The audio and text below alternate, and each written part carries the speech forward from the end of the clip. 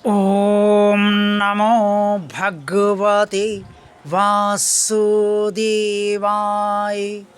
जय श्री हरि, जय श्री भगवान विष्णु जी, जय प्रभु श्री राम जी, जय भगवान श्री कृष्ण जी।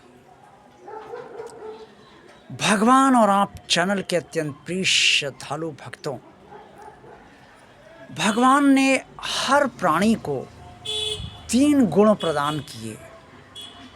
एक सतोगुण, दूसरा रजोगुण और तीसरा तमोगुण।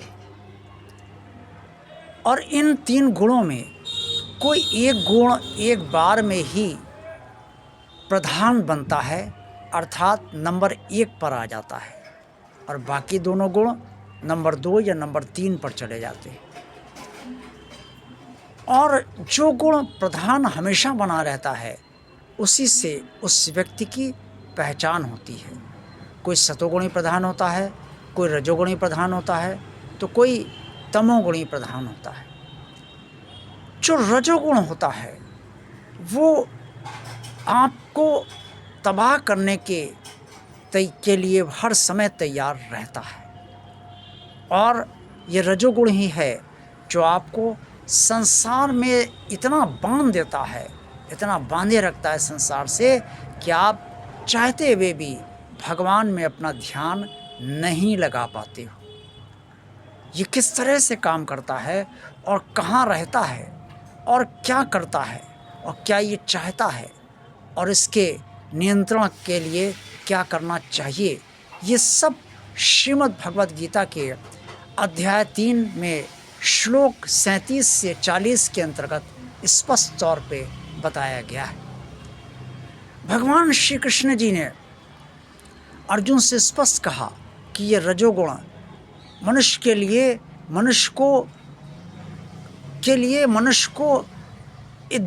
एक अलग दिशा दे देता है, जो अज्ञान की दिशा होती है, ज्ञान की दिशा नहीं होती। ये रजोगुण जिन जिन स्थानों पर रहता है वो हमारे शरीर के बहुत ही महत्वपूर्ण स्थान हैं, और उन स्थानों पर ये बराबर निवास करके उन स्थानों को अपनी ग्रिप में ले लेता है, अपने नियंत्रण में ले लेता है।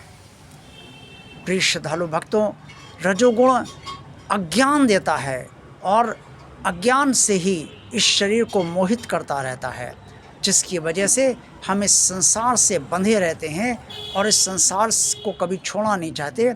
इस संसार में चाहे जितना हमें दुख हो या चाहे जितने हमें कष्ट हो, तो भी हम इस संसार को छोड़ना नहीं चाहते हैं, और हम सोचते हैं यही दुनिया है, जीना है, मरना है, बार बार आना है, बार बार जाना है, और इससे अच्छी दुनिया कहाँ हो सकती है, ये भी कई लोग सोचते हैं। ये रजोगुण की प्रबलता है और ये अज्ञान भी है। ज्ञान भगवान से जोड़ता है और अज्ञान संसार से जोड़ता है। संसार असत्य है, इसीलिए ये शरीर भी मृत्यु के साथ समाप्त हो जाता है, क्योंकि शरीर भी असत्य है, और ये सारा संसार शरीर के लिए ही बनाया गया है, और शरीर इस संसार में रहता है। प्रिय श्रद्धालु भक्तों, अब इस पर जरूर विचार होना चाहिए कि ये जो रजोगुण है ये हमारे शरीर के भीतर किन किन स्थानों पर रहता है। हमारे शरीर के 3 महत्वपूर्ण स्थान हैं। एक मन, दूसरा बुद्धि और तीसरा हृदय।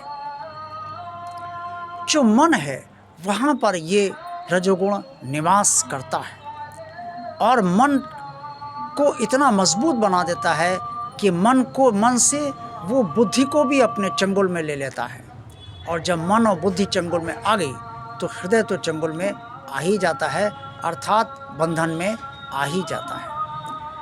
मन से ही सारी इच्छाएं उत्पन्न होती हैं, और मन से ही इच्छाएं बलवती भी होती हैं, जिसे काम कहा जाता है, कामना कहा जाता है, वो बलवती होती है। और कामना जितनी तीव्र होती है, जितनी बड़ी होती है, जितना उसका उठान होता है, उतना ही मनुष्य परेशान होता है, तब तक जब तक वो कामना हमारी पूरी नहीं होती, हमारी इच्छा पूरी नहीं होती। इच्छा पूरी होने के बाद भी मनुष्य को संतुष्टि वो नहीं मिलती जो वो चाहता है, क्योंकि तृप्ति कामना के भोग के बाद भी नहीं मिलती है। लेकिन मनुष्य तब भी कामना के पीछे भागता रहता है। इसमें उसका कोई दोष नहीं है, क्योंकि रजोगुण ही उससे ऐसा कराता है। लेकिन फिर भी जो कर्म किए जाते हैं उसके लिए दोषी तो मनुष्य ही माना जाता है।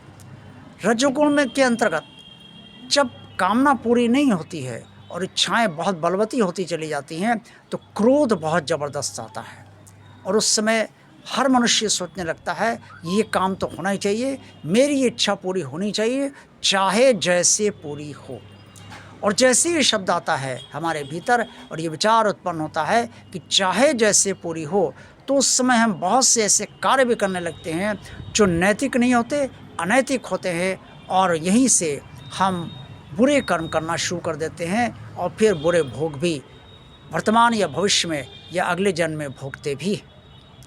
इसलिए भगवान श्री कृष्ण जी ने अर्जुन से को ज्ञान देते हुए कुरुक्षेत्र के मैदान में स्पष्ट तौर पे अर्जुन के जरिए समस्त मनुष्यों को ज्ञान दिया है कि वो रजोगुण पर बराबर ध्यान देता रहे, क्योंकि रजोगुण मनुष्य के लिए बहुत खतरनाक है और ये मनुष्य की सद्गति में बाधक है। मृत्यु पश्चात मनुष्य को जब तक जीवन रहता तब तक भी चैन से नहीं रहने देता, क्योंकि बार बार इच्छाएं उत्पन्न करता है और बार बार इच्छाओं को बलवती करता है, क्योंकि मन इसकी गिरफ्त में होता है और बुद्धि मन की गिरफ्त में होती है और हृदय भी बंधन में आ जाता है।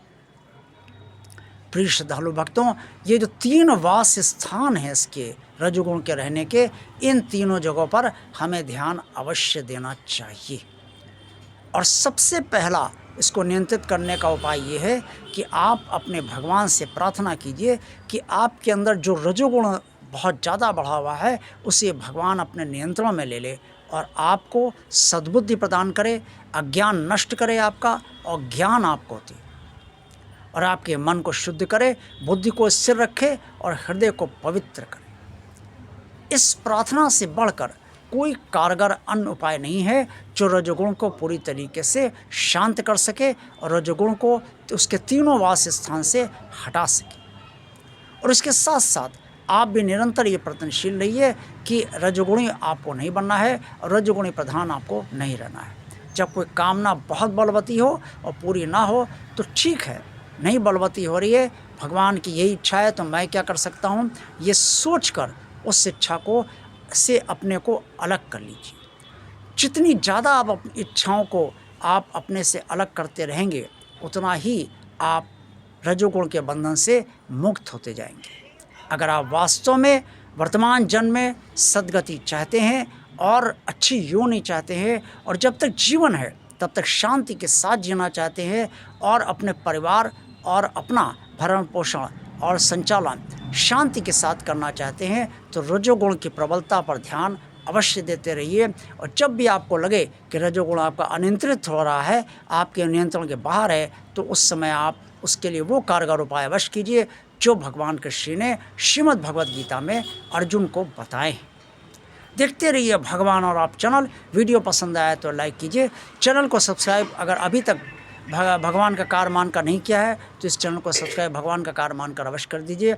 इस चैनल को ज़्यादा से ज़्यादा लोगों को शेयर कीजिए भगवान का कार्य मानकर, ताकि ज़्यादा से ज़्यादा भगवान के भक्तों के पास चैनल पहुँचे। कमेंट्स बॉक्स में आप सब जो कुछ भी कहना चाहें वो अवश्य कहिए। इसके अलावा भगवान और आप चैनल की जो प्लेलिस्ट है जिसमें प्री वीडियोस डाले गए हैं लॉन्ग और शॉर्ट, वो प्लेलिस्ट भी आप अवश्य देखिए और उसका आनंद आप अवश्य लेते रहिए। आप सबका कल्याण हो। ओम नमो भगवते वासुदेवाय।